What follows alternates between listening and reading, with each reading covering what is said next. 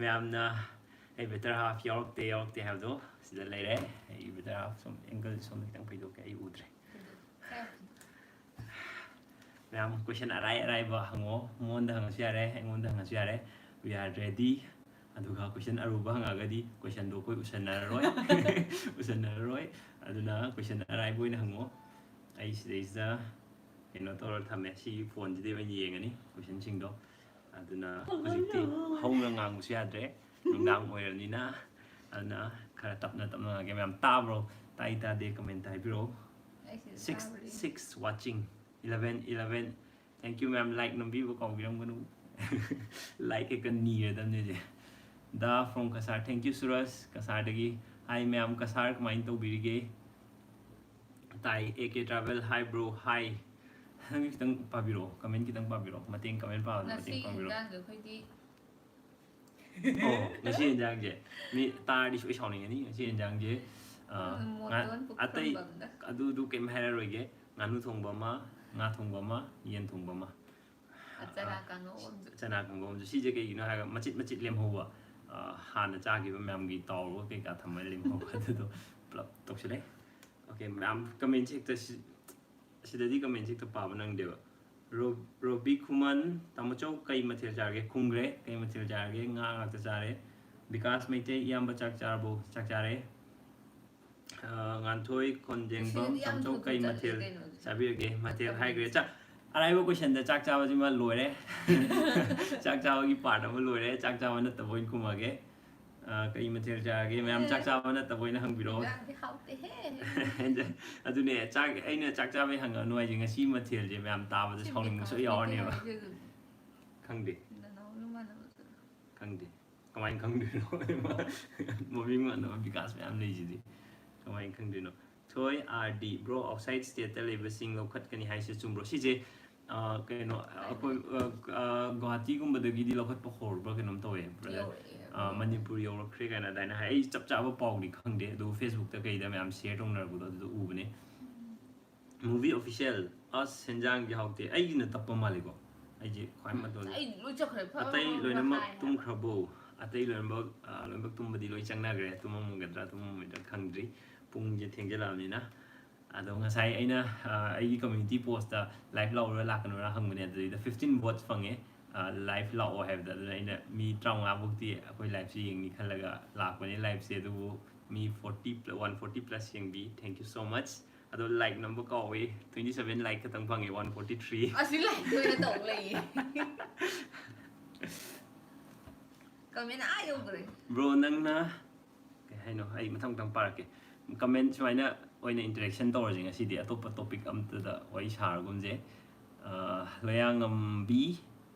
Juma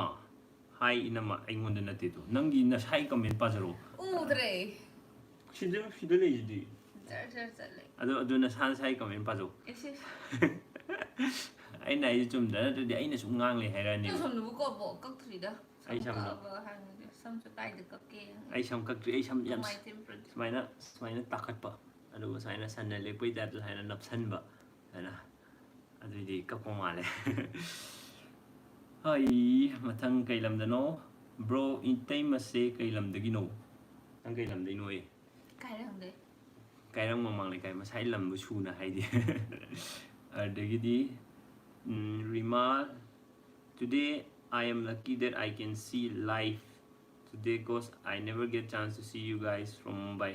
thank you so much live hi Mumbai how is Mumbai didi lockdown yam tori male lockdown mafam pamadu slum areas ta su khara problem khar le male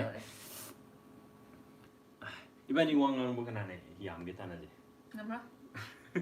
to ai ma wangan bi songam de adai sima mo yang them bro higi mung se oh bro higi mung se nong mata saunaram dong mande saunai mikup khudingi saunai Uji kita sauna ba horam ne ai na wanga ngwa he mang ngau ne de ai sauning ba horam ne to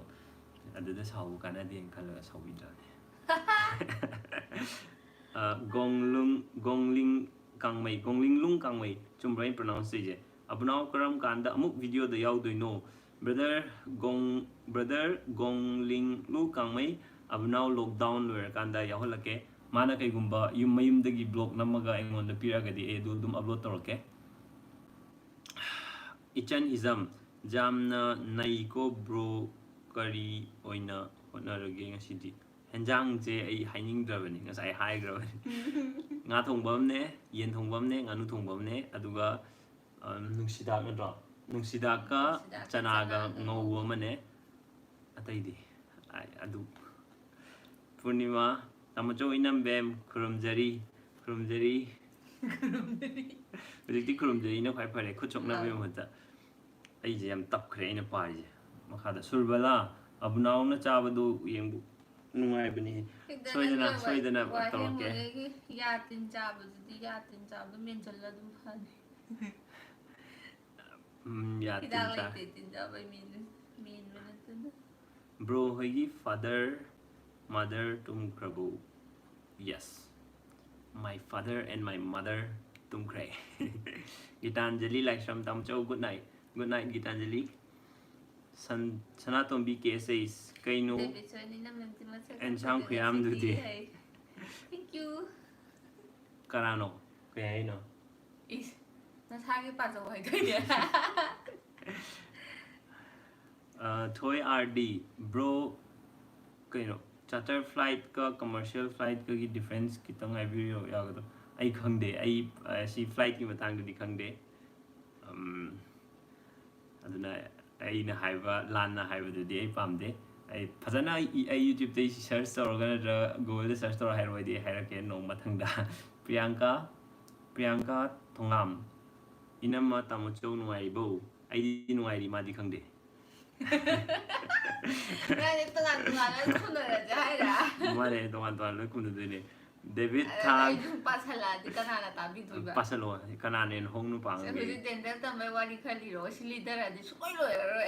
Adum bu question hang kano mana ngang ba hodi ai ngang pang roi. Ako ki class 12 ko ba ta ningjang de. Dental tamai ki 5 years to katanai si kok ta lai di. Hore Arjun elangbam mathil dudi aduni tabada. Ai mathil di hanga anu haning sidi. Piku kuman them abnaw do mathang video da yaholo da kamai yaholo to no adu hana hero abnaw yaholo ja ai abnaw jam yohaninge ba ma'am ai gi video khoi gi video channel si yeng ise anambana abnaw bu nu siraga lakhiba ma'am ma su yawe aduna ai abnaw si yam yohaninge ba adu kamai yohande no ai police na ai shopping nga sa ya hai cha ba de nang kumitamin ta mo to good night police na phala jaira ba mi atopa mafam de le mi do ko raga video na minaraga ai police na phabu dra pambiri je ai na hijab de ai yahol ke am no matang hek chabuga lockdown hek loibuga ai onjer ke minam bemna parak ina guest tawram mine tamachou gi mangda hanjan paw ke heno ina mana parak mina guest tawram bani divesori thangjam tamachou gi ai mo do yaudi khangde sike haino again tadre baby thoi sana salam singa mu comment yam phajaba ma hangapani question yam phajaba ma pabirakte like namaga thu age padi pawni ade sida di pa nang de ba nungai bu tam jo nungai ri sida nong direct hi bro chak char bo chare rohit guru meum bro kai mathil charage mathil do hanganu mamang da hai grabni love from Kolkata both of you brother, thank you so much. Surbala, ina maje ming kai ko gay, nangi ming. Chengkakre. Dalagi channel sida aina hiyeng ise yam nungai understanding laina yam na ai kasarday ni. Thank you Romina Maisnam, thank you. Mong serto. Tamcho ina mase hanjin thongba. Yam te hinjang thong ban hinjang thong yam hai chum bro yes yam hai adu ma khatang na hebi na te aina cha ba hebi ni cha ba hi to di how ro mai tem bro abunau se katai de noi abunau je hujik uri bok te lai mayum di sida ai akoi thang na re thamai ban sinam ne kai da dum ne mayum mayai ne tamo to comment public tre aman na adu nga si kin chang no mayam do Mane aduga Romi yambem na je keno ichi yam chamme phajai yam kana suki ke da male ma ke da je ngon da yam tongje ꯀꯦꯕ ꯍꯧꯖꯤꯛ makeup ꯀꯌꯥꯝ ꯇꯥꯡꯅꯔꯦ ꯃꯌꯥꯝ ꯌꯦꯡꯉꯣ ꯅꯨꯄꯤꯒꯤ ꯂꯣꯏ ꯈꯪꯉꯅꯤ ꯍꯧꯖꯤꯛ lipstick ꯑꯃꯗ ꯂꯨꯄꯥ ꯀꯌꯥ ꯄꯤ ꯑꯥꯏꯕ꯭ꯔꯣꯁ ꯂꯨꯄꯥ ꯀꯌꯥ ꯄꯤ ꯃꯥꯏ ꯃꯃꯥꯟꯅꯕꯗꯨꯁꯨ ꯑꯣꯏꯔꯝꯅꯤ ꯇꯥꯃꯣꯆꯧ ꯇꯥꯃꯣ ꯌꯥꯎꯁꯨ ꯌꯥꯎꯍꯜꯂꯣ ꯂꯥꯏꯐꯁꯦ ꯍꯥꯏꯗꯤ ꯃꯥ ꯅꯠꯇ꯭ꯔꯣ ꯂꯥꯛꯑꯣ ꯅꯅꯥꯎ ꯂꯥꯛꯑꯣ ꯁꯤꯗ ꯍꯥꯏꯒꯣ ꯃꯥ ꯌꯦꯡꯉꯝꯃꯗꯤ ꯃꯥꯏ ꯂꯥꯛꯇꯣꯏꯅꯦ JK ꯕ꯭ꯔꯣ ꯏꯇꯩꯃꯁꯦ ꯂꯨꯅ ꯇꯧꯕꯤꯌꯨꯀꯣ ꯇꯧꯕꯤꯅꯤ ꯍꯧꯖꯤꯛ ꯇꯧꯕꯤꯅꯤ ꯍꯧꯖꯤꯛ ꯀꯩ ꯐꯨꯗꯣꯏ ꯃꯥꯜꯂꯤ Love from Bangladesh Hi ꯇꯥꯃꯣꯆꯧ and 이ꯇꯩꯃ Jolison Ankit Singha Anik Singha thank you Anik Athoibi Kuman inamase yam nungsi Ibani marakta anang badum parage comment se natradi comment se nangdre tasengna hairabada ai sida mi 354 yengbi like 100 ado comment se nangdre tamochongna makeup lebi da baine mi keninge haibini inama natro hai nang kening bana kening bana haidri acid deveshori na kening deveshori ya abi kaidi ꯑꯩꯗꯤ ꯂꯩꯌꯣꯅ ꯑꯩꯗꯤ ꯄꯩꯁꯥꯗ ꯊꯝꯃꯣ ꯃꯉꯣꯟꯗ ꯂꯣꯏ ꯄꯥꯏꯍꯜꯂꯝꯃꯦ ꯄꯩꯁꯥꯒꯁꯦ ꯑꯗꯣ ꯃꯥ ꯃꯁꯥꯅ ꯂꯩꯖꯗꯕꯅꯤ ꯌꯥꯝ ꯂꯤꯛꯄꯅꯦ ꯑꯁꯦꯡꯕꯩ ꯍꯥꯏꯔꯗꯤ ꯄꯩꯁꯥꯕꯨ ꯑꯃ ꯍꯥꯏꯕꯤꯒꯦꯕ ꯄꯩꯁꯥꯁꯦ ꯏꯕꯥꯅꯤ ꯑꯩꯉꯣꯟꯗ ꯈꯔ ꯊꯝꯃꯦ ꯃꯉꯣꯟ ꯈꯔ ꯊꯝꯃꯦꯕ ꯃꯉꯣꯟ ꯊꯝꯃꯦ ꯃꯉꯣꯟ ꯁꯤꯖꯤꯟꯅꯅꯕ ꯊꯝꯃꯤꯅꯦꯕ ꯑꯗꯣ ꯃꯥꯏꯗꯨ ꯁꯤꯖꯤꯟꯅꯔꯝꯃꯣꯏꯕꯀꯣ ꯑꯩ ꯄꯔꯁꯁꯦ ꯂꯧꯊꯣꯛꯑꯒ ꯑꯣꯏꯅ ꯁꯤꯖꯤꯟꯅꯔꯝꯗꯣꯏꯅꯦꯕ ꯈꯨꯜꯂꯤꯛ ꯑꯃꯅꯦꯕ ꯑꯁꯦꯡꯕꯩꯅꯦ ngasi live thengnare Dipu Rahul Dev hi Dipu Momo sakam jando Dipol falling in love or growing in love Dipol good night both love everywhere a smile no se doga tu le ko tap chau yes like aduma nu ya da time adum lay no ju soy na experience tor mani no gi mood swing your tor ganda adu kan da upai kem leite boy now hi Ichan Sapomcha comment se yaman kidana takhelam rahul comment dai de pide ko sungpa pabiraktre haide male Ichan Sapomcha comment se thengnara kanda parake hanjan adum thajalo paraktribo ai di amo ko de oine paler me no ta ani si yam tuna ma yengo to sida ne ko kai da sida ko comment se jar lai aduna upai leite ai haubi bya de sida di rustic tale da di ai loimba comment han bane rustic tale gi sai live lak da di sida di upai leite sida di matang chakhiwni na naurem premapati lik ido farine da mo choi si ai samar jo lam chi tai ma ga taw mo da no mo da kya ro phu ge haidu ni ba aina phui na heradi nang aslore nang sin tiyo mi laitre bro good night bro saini khaidem tamcho civil engineering gi matang da blog ama sembir o nanau ikoi loksing oijage kamaina sem doino khangde civil engineering gi matang da sem chahi mari changa tamak panina kamain sem doino kari de sem doino adu ai gyan ta de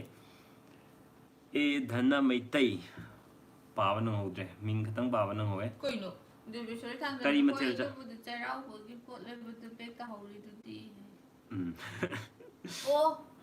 nang ngong ta hoi du di me akoi bani memory ji yadram ne aduna video ji sai hani video kolkata sat pe video go do thagat la go yengam ni am chaning nge na khalaga smita nongmai them tamo chawina madda mai taingan bagi cheche na tro inai mase mane kanano Smita nongmai bam nong thong bam mane mai taingam bagi cheche ne kai nang ga kai nang birani Satyam ay na temane birani madi bro gi video editing tau se tam bro tamde dum aina tongning do aina YouTube ta yenga ga hapchala main to herak pani editing tam banate boy now tamjo hujik che nungdang tumba ya bro yai nungdang tumba ai thabak leitadi dum ganna tume editing gumba leiba natra office ki thabak aingonda sinarpa legadi adumai tokre because maitai ai comment reply pidre tamo chau because maitai ai kai hayu noi kaure hodre manipur bro athokpa amta nangdi do athokpam joybala lockdown manung se tamo chau family yengaga wakhal charang na pothari thank you ได้ให้เรียกกูดู thank you ว่าเขาจะรังนะพี่กันโนแมม พี่พูดพัดติโกเบรดได้วันนี้ละตัน สิดินุปีพูว่าขัดตั้งนั่นแต่สิดิมีมันเดพูไปจ้ะสิดิยามนะแกนตาเดบกี้ยามแกนตาเดมีกี่วักขันเนี่ยมีมันเดพูบกี้ right เลยเต้ก็อดุนะมีมันเดพูว่าสุงเงียเดนุปีว่ากี่ระนุป้าว่ากี่ระมีมันเดพูแบบเดสิมีมันปุ่นแกนตามินสิไอ้วิดีโอวิ่งวิวมันมีพูบ้าเห็นเจ้าคุยเดโลนะดูกี้ไอ้อาบปีเดมีมันพูบ้าเห็นเจ้าฮุราลเมย์ฮาร์ก็จะฮุราลมันเดพูบกี้ right ตัวคุยเดปีเดคุยมันนี่พูดเดียมตัวเว้ยปุ๊บจะฮุราลเมย์ฮาร์ก็ฮุราลบุพาร์กันเดยามพุยเว้ยก็ดูโดคุยกี่ไรเนี่ยเด police ตัดสินวิกเดบุเนี่ยไอ้ดิตัดสินเนี่ยนิ่งเดฮุราลเมย์ฮาร์ก็จะฮุราลมันมีดูพูตัวไอ้ยันนิ่งเดมาบุพาร์ก็ police ก็ police ตัดสินบุตัวดูน่ะใครได้จุ่มนี่นะไอ้ดิมันน่ะขันเลยಅದು ಮೈನ ಕನ್ by ನಮ್ಮ coin food ಇನ್ನಮ್ಮ ಕೈ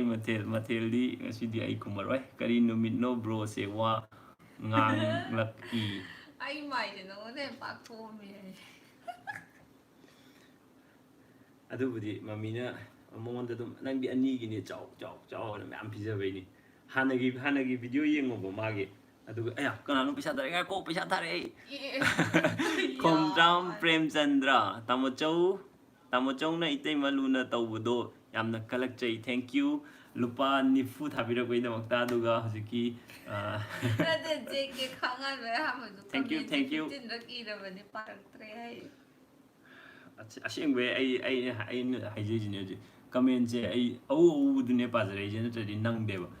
saubigan no me sau sigi hanjan live lak pha ai manipuri gi da ina live lak pha comment pa ba number nang de do me am ju disappoint oram gani khan ba da no ai to phawe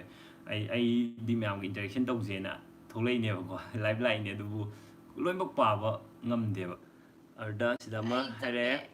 haubam gambhini paisa tharak pagi mitto paisa tharak pagi mitto ai da chongjen ge ming do khangou ge tau ni paisa tharak paisa je ai kamai na thai no ju khang de ba si paisa tharak pa ya na ba bi ai na sem ne ba aro kamai na paisa je lok thok toi no ai ju khang de joro nati simai na moi si youtube ki sim ba se happy de kai ai ju khang de ba ai ju kem khang de si ma si ge live si toin lak tam ni na Japanese enemy bro kai no Japanese hotel hai de kai ni bro yam yen thong bane nganu thong bane nga thong bane aduna ne me ina haidri do video nam anoba hakal aroi dro ngasidi video nam dre ngasidi abnauna mana sai phone toroga hairakpane ba adu do yam chik pagi guli amta haibiro o hai ya khuchik se kai no andre ado ai sidai ai comment amtang haijoge ma'am online ma'am anaba do udana hidak thabaje masi chikpade makhan aduna ma'am yawa natraga phataba jangwagi chiklapa anaba do ina direct doctor do ni yembio hojik video da tor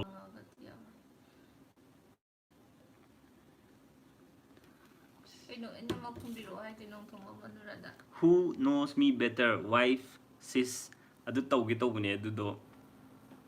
Gemini girl adu tawge tawbune because mang farse akhoi ju minute 30 minute kumba live torga akhoi ju ngasi gi live solution ge ado ma mamang da better half year te have do adu gi ngasi gi live sida di bani punna tawsen tawbune ma ju ngasi di wa khara ngange toina yam ngang wa ji ade makeup ki wafam do makeup ki wafam do hai rob kanano chung and gangmai makeup ki wafam do aduna ai hai do makeup yam tange makeup yam tange aduna ma on da ina pisa pi lei pisa je aina lei bi raga pi di long ni bu ko makeup to ai di lei ba hi te ai perfume ju ma na lei bi ne aina ju season ai perfume ju ma lei bi ne ai di sum je lei ba kya hi te aina lesson ni man season na roi di pisa mangi na amon de laser on pisa pi na ma leer ma roi ba ado li je aina te ba ma ne ba li je ina ma se wa khara ngang hello to haire to smita nong thombam kai ming kau ge inam bem se chinglembi ko chinglembi ase ma phone manung chang gi dore nga le ge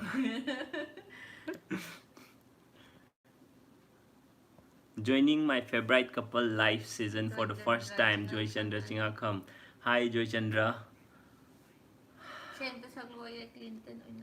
Nong chubade, nong soidana churni ni isai sadi. Isai budi ai yam ngang neba, isai di adum ai di bathroom singer ni na. Bathroom singer da nate. Kai singer no dara. Stair ka kala isai ni ka changa jo isai ni phiro loi sa isai ni ising ya isai ni agi tum da isai ni chakaram dai isai ni chakar to isai ni isai ngatan. Sana Thaubal kai mathel bi kai hanu khangre. Chinglem bi kauba yam chanai yam chinglemi. Thank you KVDY Robin Laisang Them bro je itaima da tainaraga likpana bro na liaga. Ado haiduro kano ba. Haido if akoy nang ju heng kana tini si je Robin. Tamocho inam Korean drama yang bro marak ti ma je sin ma yang ba de ba. Hek yang ba kapwa ni ma de. Boris kai je Boris konsam live tauba thengman dro ji fau. Lo sal je Boris na thengman le. Muhammad Ali bro kau chaba cha di mukbang toro Muhammad Ali sigi matang da ai yam haing bom ne ba aina po ai kau chai ade pok su chai ade mina chana balon ba khoi chai ba ko adamu aina kau chani amu atopa mina kau ge chai no hange ade di pok chani pok cha ga na kai du bi pok chai no ha kane aduna si ji yamna controversial oi ba Ras Bobo Tamocho Japan dagi su yengi ko Japan dagi ha Ras Bobo hi Ras Bobo Ram Ras Bobo ki channel ju sang gi yeng bio mazu Japan da dance cover dance pe am to ne yam nuai bane Malem hi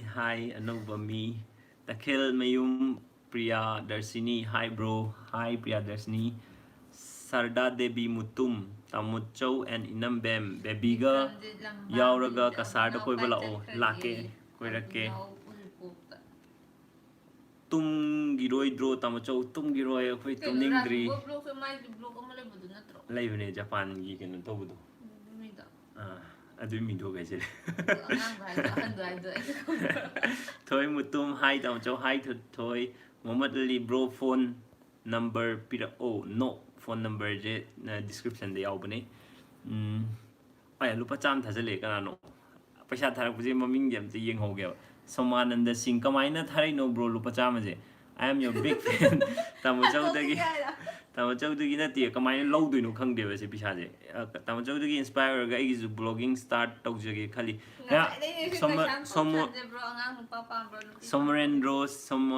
Somananda Singh bro blog se tobio ayo khandadi blog ma'am su interest oibiragadi ko blog se dum hangbio memory oina heng akhoi jung ngasai yeng amine ba khoina Kolkata chalubagi keno do video de yemine adu memory collect taw dem nungai ba tamchou anobo mi hi Basan Haisnam thank you Basan 20 rupees kai ngasi di pisam pange ado ma'am kamaina tharai no do comment tam tanga haibiro Sonia Devi yam nungsi tamcho gi no thank you adagi kaidno ai comment nama kaidno anobo mi le pappu aribam tamcho na pamna chaba mathel se adura mana thongba akho mana thongba bem na thongba paung na thongba adu yam pam na chai aduga kaino sai mo question am hangbudo angang nupa pambra nupi pambra kanana hang punoi kaugre question u kai lam hangi ge practice koi de lam do higher ro angang se nang ju khumo odum rak ta ai hana khungi angang gi je hana question am khagalag mo khumage angang gi se nupa shai nupi or shai adubu healthy oiba baby anga hang delivery to uganda icha su aduga ai better half su healthy oiba adune aina khorami je nupa oiba nupi oiba ka shu thoidokte nupa su sapmanai nupi su sapmanai animal equal oi angang nupa pamdu hujik tak khumda ngai ri kaisham thomchan khumgre kaisham thomchan gi ne khumgre wife ki ming kari ko u deba uraka di dum aina u deba u bane ba pare je Google Pay dagi thaba yai haba thoi mutum inam kore Khomdram Premchandra 100 thare aduga 19 rupees thank you Hey, anova mi tamachau anova mi kanano khange anova mi je tel heiba asem Monica hi asem Monica case nauba case nauba kaubo khumdre bro manam bem kaure case nauba no kor nau cha ji nupa ra nupira nupa nupi male nupa du le akhoi manakta nau cha kauba Gemini girl, good night, Gemini. Malem Kingjam, ay comment. Yadre, Arjun Ilangbam, Tamchau dagi inama na phazabayam heli. Adu harau ay kisukai de. Kisukai de adu. Lily Yambem, love from Mizoram. Hi Lily Yambem. Hi Mizoram kamain torige Mizoram da lockdown ki ka kamain torige kaya suirem bro na YouTube hangudagi paisa kyam phanglage haje paisa je $100 yorgadi adum phange kaisam ton sam bro se sauradi kai dogi ai je sauradi wangang de ko sauradi wangang de ado ai kyam kuin sau gam thairo ne ai na hai na temon de hangaje ji ai kyam kuin sau ge kuin na de sau de tarba nale dum iseng ngang pon good night future Firdo ma'am 30 minute ta lushal lage ma'am ju kai nu mai achapot na kangde anil irom chap khare bro je ke sham lo he ke sham Thompson man ne sham ne ke sham de s yaw ke sham good night nupa tok gana wa ang drido kaino nupa tok pagina wangang drido khangde kai context hai ne khangde da comment na pibirakpa bidare hujik pare ka sham de kana no khangde jebem de hai ja khangde khoi kana sham Khomdram Premchandra Tamachau amadi inam bem block yenglaga lockdown manung sida Delhi da waba namakwe thank you so much Khomdram Premchandra ado handak ki cheng ke kai yen gi do Delhi da phangbi hobro ai ju brother Jason gi block tagi yang howe athokpam jyoti bala asumna matam pumbada nungsina na leibase uba phangba ujage soidana phangbo biu oh lanchen bini ka sham do kari matha khangde game thana bro ga babi ga se chahi kya nushina ke mamang da khum grabani si je blog oina sem grabani Priyanka Devi good night Tamachau good night Priyanka good night kefa mi te kaifa ba cute couple thank you kaifa Siddharth KH hi bro Siddharth hi bro please tell the rice name exact rice name lete black rice ka white rice ka mixed option na bane the brown rice ne chahau du black rice ko e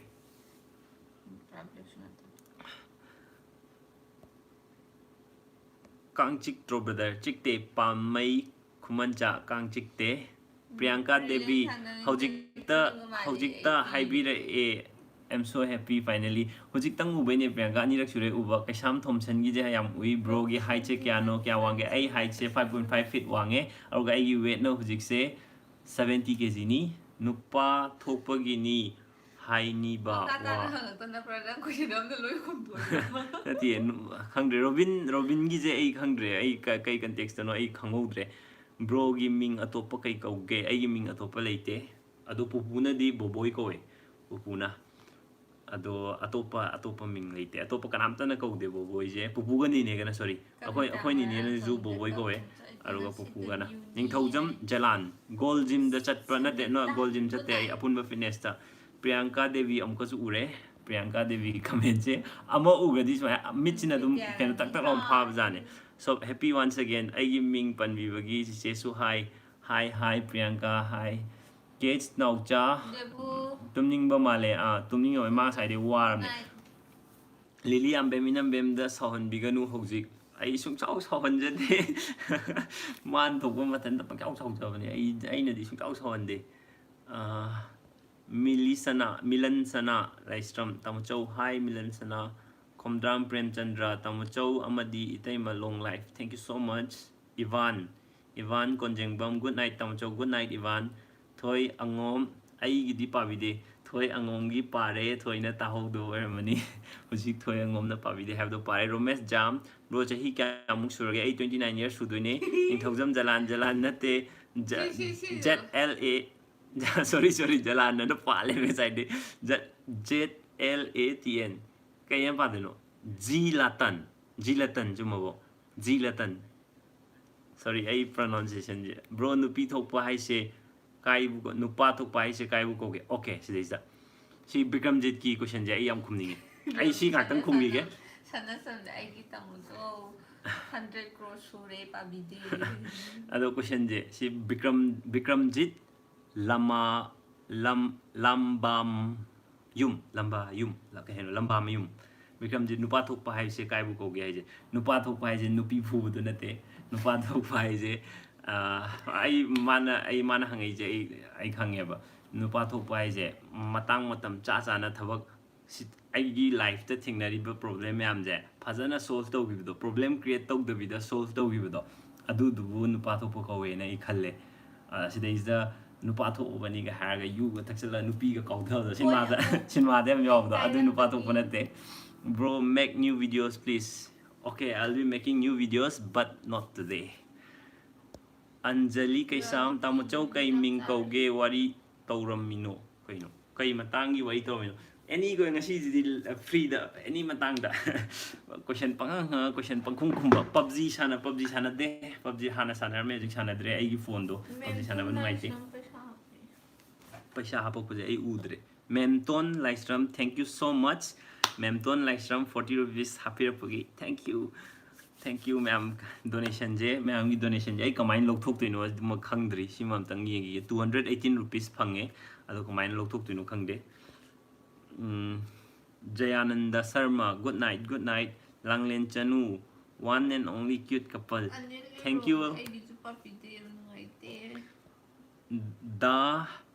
Dango Mobile Legends sana draw have ne Mobile Legends di sanai marak ta ado kamaina no khangdi kai ai account se kamaina maming ke ka di kamaina no khangde do haidi haite sanaba sanamina ba noi soi sauning ni ai ge sanamina kan soi sauning ni talle tamo chau kari mathil cha ge mathil hanga anu good night Jalan Ravi Sharma gi tamo chau ai gi comment di sungpa pa bi roi draw hai Ravi Sharma to na sungpa pa bi roi draw ha pari na sungpa pa bi roi draw ha dang hai kono ka sai hangi do do ina hanjan tharo ba do di thengna kan da khumok na ba Milan Sana Livestream tamo chau khumbirakpa yam harawe hi Milan Sana Malem Kingjam bro ai yeng bidre itai masu yeng bidre ibani mok chaman yeng wana do hi Malem Romesh tamo chau hi Romesh adagidi Memton Livestream thank you lupa muje yamalle Memton kitang waina tharo yamalle sing mo yamalle tamo chau lockdown 7 am to 7 pm chathok chasin yarani haibane group aiju si je thengnare 7 am to 7 pm yarani haibje aiju thengnare adu ai phajana document to padri abe wahengbam good night kam khum lagte kaino kom khum lagte abe hai abe sing baje kana sing jaraga kana sing yam jamina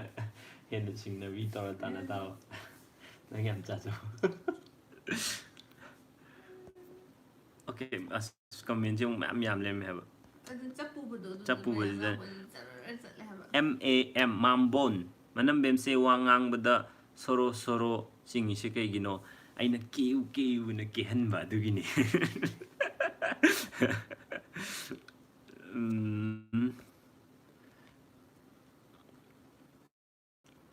Aya, another pasha irungbom amarjit. Thank you so much. 100 rupees. Thank you so much. Ado yaman le 100 rupees e ma'am 100 yog da vida macha macha hanjan hanjan oi tharo 100 che yaman le pasha je. Sonia Lifestream, thank you so much. 40 rupees. Thank you so much. As lupa chawnga su dore ba. Lily yambem inambem su yam phajai. Ai ngasi gi video je. Ai phajai chwa hack de ngasi di. Ai phajai kanam hack de. Do ai shaw de. phajai hack de ba user ru ni ga yo. Adwai shaw de. Christina inam bem kore Christina na How now roy bum Christina Kabita moirang them tamo chogi YouTube video sing bem ngai thank you so much Kabita nang tumni ba ma tumni hakam loi challe na hidak ti sa ba sa remember okay sagol sem romita tamo chow yam phase thank you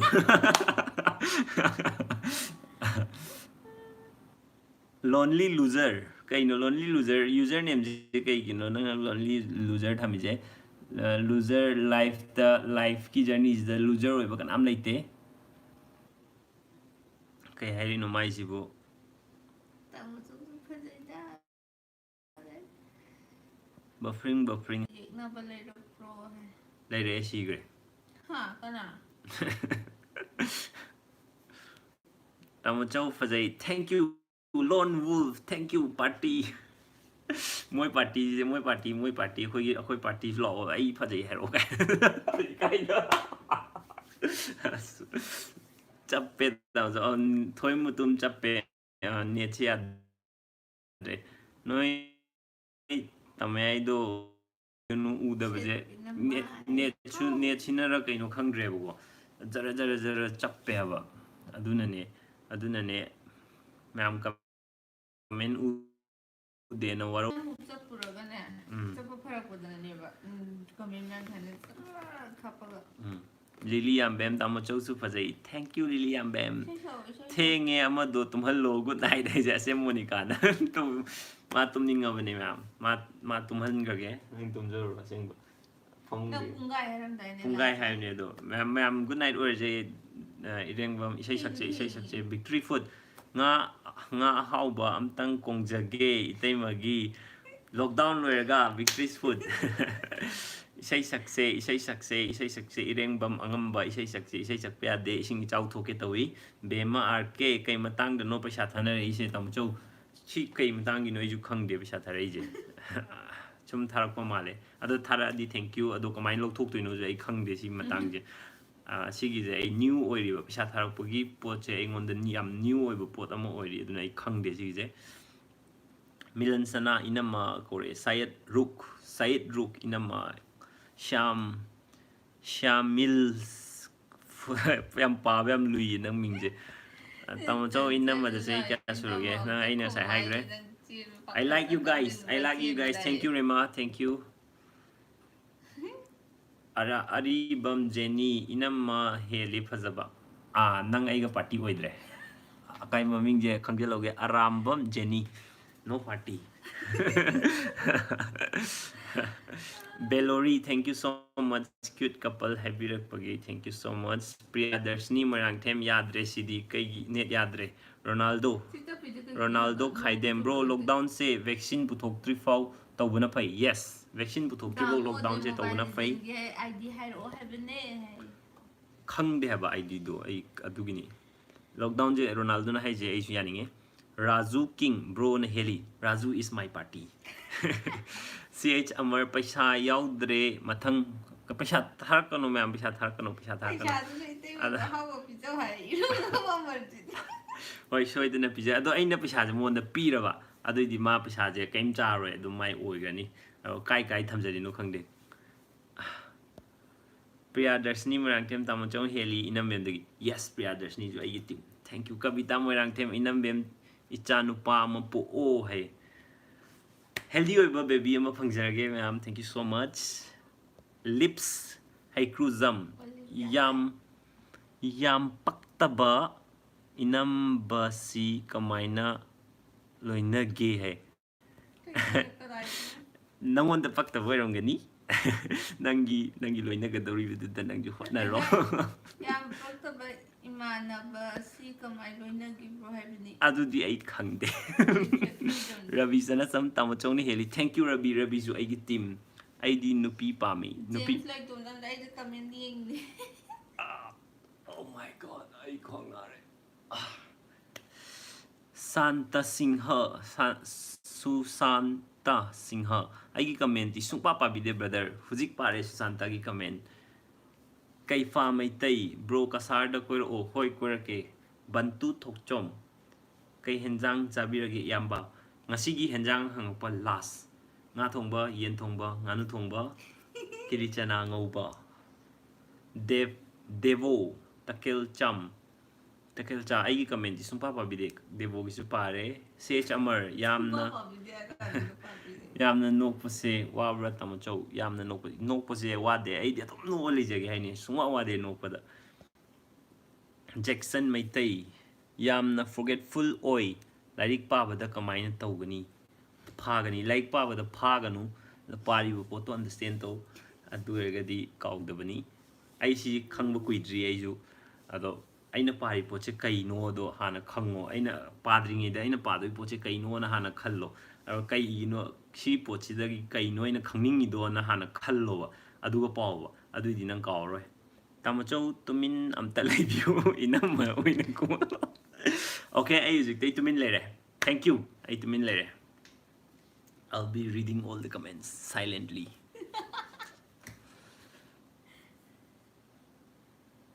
min kya lai ngong yum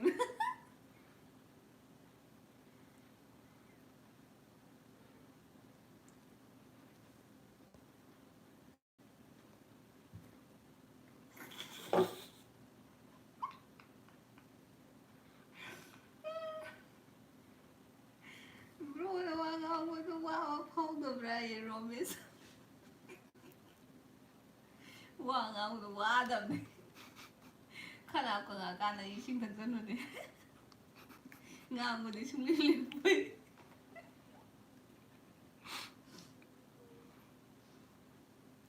tay mai no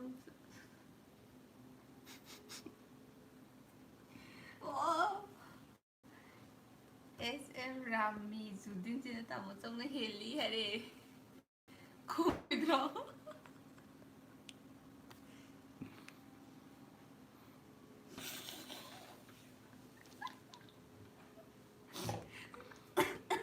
tamo trong wanga mo ai sabong romitan con sẽ bây giờ thà để xin cho cô một rồi đó Thank you quốc tế hai bên nè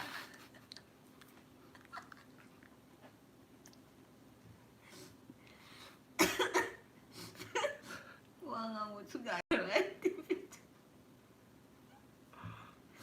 kia sao cái tay mà khùng ngoài cảnh không đối đâu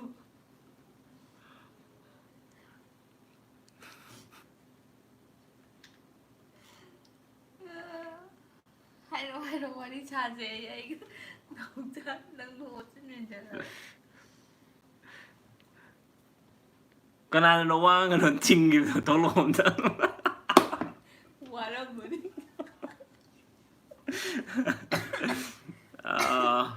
wang được rồi xoay cho nói quá gần nào rồi kana no ji pisa thabir ko thank you so much ai ho dre ha no ko da bu pa wan ta gi ni ko 46 minutes chure ma'am thank you le ma'am good night oi je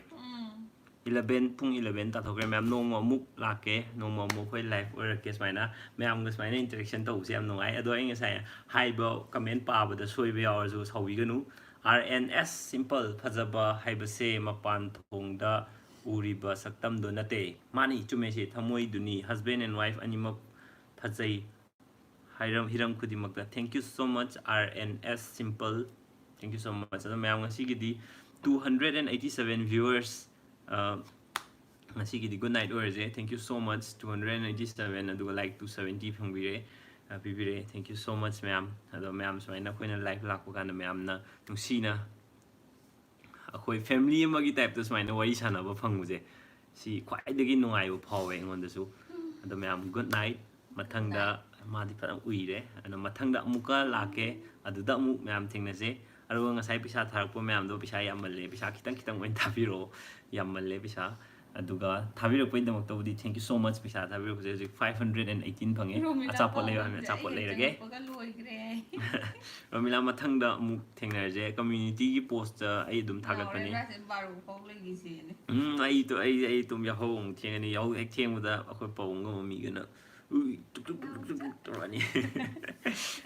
Good night ma'am. Good night. Thank you so much ma'am. Good night. Bye bye. Bye bye. Punna bye bye ꯇꯧꯔꯁꯤ 이번에. Bye bye. ma'am bye bye. ꯃꯌꯥꯝꯁꯦ video ꯑꯣꯏꯅ ꯂꯣꯏ ꯇꯧꯕ ꯌꯥꯔꯗꯤ ꯅꯨꯡꯉꯥꯏꯗꯕ. Video ꯆꯦꯠ ꯑꯣꯏꯅ ꯇꯧꯕ ꯌꯥꯔꯗꯤ ꯅꯨꯡꯉꯥꯏꯗꯧꯅꯤ. Bye bye. Bye bye. Bye bye. ꯌꯥꯡꯂꯦꯝ Lakshmi bye bye. ꯍꯧꯖꯤꯛ ꯄꯥꯔꯦ. ꯌꯥꯡꯂꯦꯝ ꯂꯛꯁꯃꯤ ꯂꯣꯏꯔꯝꯗꯥꯏꯗ ꯄꯥꯔꯦ. Bye bye. ꯃꯌꯥꯝ good night. Good night. Pictru good night. Pinky good night. Pinky Soram good night. ꯊꯥꯕꯗꯣ ꯄꯥꯕꯤꯗꯦ. ꯍꯧꯖꯤꯛ ꯄꯥꯔꯦ Pinky good night. Good night ꯑꯣꯏꯔꯁꯦ ꯃꯌꯥꯝ. Good night. Good night. Devesori good night. Dinesh good night. ꯇꯣꯏꯅ ꯀꯃꯦꯟ ꯊꯥꯔꯛꯄ ꯃꯤꯗꯤ ꯑꯗꯨꯝ ꯃꯤꯡꯁꯦ ꯇꯛ ꯂꯥꯎꯅ ꯌꯦꯡꯕꯗ ꯅꯤꯡꯁꯤꯡꯉꯦꯕ. ꯑꯗꯨꯅ ꯑꯗꯨꯝ ꯇꯛ ꯇꯛ ꯂꯥꯎꯅ ꯃꯤꯠꯁꯤꯅ ꯑꯗꯨꯝ ꯇꯛ ꯇꯛ catch ꯇꯧꯋꯦ. Ichan Thokchom good night. RK Sanjit good night. Devo good night. Gayatri good night. Susmita good night. ꯑꯩ ꯂꯣꯏꯅꯃꯛ ꯍꯥꯏꯔ ꯂꯩꯔꯦ. ꯑꯩ ꯉꯝꯃꯔꯣꯏ. Rahul good night. ꯃꯌꯥꯝ ꯑꯗꯣ ꯌꯥꯝ ꯅꯨꯡꯉꯥꯏ. ꯌꯥꯝ ꯅꯨꯡꯉꯥꯏ ꯃꯌꯥꯝ ꯌꯥꯝ ꯅꯨꯡꯉꯥꯏ ꯃꯌꯥꯝꯅ ꯁꯨꯃꯥꯏꯅ ꯀꯃꯦꯟ ꯇꯧꯕꯤꯔꯛꯄ ꯑꯗꯩꯗꯤ ꯌꯥꯝ ꯅꯨꯡꯉꯥꯏ. Thank you so much ꯃꯌꯥꯝꯅ ꯅꯨꯡꯁꯤꯕꯤꯕꯁꯦ ꯌꯥꯝ ꯍꯔꯥꯎꯋꯦ. ꯌꯥꯝ ꯄꯦꯟꯖꯩ ꯊꯃꯣꯏꯗ. Thank you. ꯑꯗꯨꯗꯤ good night. ꯃꯩ ꯃꯨꯊꯠꯂꯒꯦ. Bye bye. ꯅꯪꯒꯤ bye bye ꯇꯧꯔꯣ ꯍꯥꯏꯔꯣ. ꯇꯧꯔꯛꯑꯣ ꯇꯨꯝꯃꯁꯤ. Have a nice dream. ꯃꯌꯥꯝ sweet dreams. ꯃꯪꯗ ꯊꯦꯡꯅꯔꯁꯦ. Good night.